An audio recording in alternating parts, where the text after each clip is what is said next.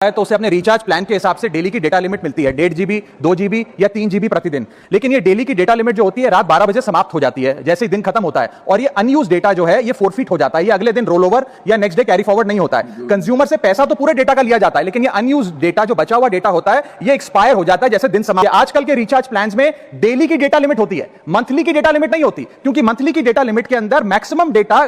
की खपत का कंज्यूम करने की प्रोबेबिलिटी यानी कि संभावना ज्यादा होती है। इंटरनेट सिर्फ एक एंटरटेनमेंट या मनोरंजन का सोर्स नहीं है, ये एक प्रकार से हमारे जीवन के लिए एसेंशियल बनता जा रहा है। It is like digital oxygen, हर चीज के लिए इंटरनेट चाहिए। और इसीलिए आज करोड़ों भारतीयों का जब लाखों जीबी डेटा रोज एक्सपायर हो जाता है, अनयूज्ड बचा हुआ डेटा, क्योंकि उसकी वैलिडिटी समाप्त हो गई, तो ये सवाल अब सिर्फ डेटा का नहीं है सर, ये कंज्यूमर राइट्स का सवाल बन चुका है। इसीलिए मेरी 3 स्पष्ट मांगे आज सदन में। पहली मांग, ये नियम बने कि डेटा कैरी फॉरवर्ड यानी कि डेटा रोल ओवर की सुविधा हर यूजर को दी जाए, यानी कि दिन के अंत पे आपका जितना जीबी डेटा बच गया वो अगले दिन के आपके डेली के डेटा पैक में जोड़ा जाए, वैलिडिटी के साथ समाप्त ना हो। दूसरा पॉइंट, अगर महीने के अंत में काफी बड़ी मात्रा में आपका डेटा एक्यूमुलेट अगर हो जाता है, बच जाता है, तो यूजर को ऑप्शन दिया जाए कि इस डेटा की वैल्यू का एडजस्टमेंट वो अपने रिचार्ज प्लान के अगेंस्ट कर सके, यानी कि अगले महीने वो जितने वैल्यू की रिचार्ज कराता है उसमें से छूट मिले, डिस्काउंट मिले अनयूज डेटा की मार्केट वैल्यू के अनुसार। जैसे कि बिजली की खपत आप जितनी करते हैं, जितने यूनिट उतना ही पैसा भरते हैं, ठीक उसी तरह जितने जीबी डेटा कंज्यूम करें उतना ही पैसा वसूला जाए, उससे ज्यादा ना वसूला जाए। और थर्ड नियम जो बनना चाहिए वो ये है कि अनयूज डेटा को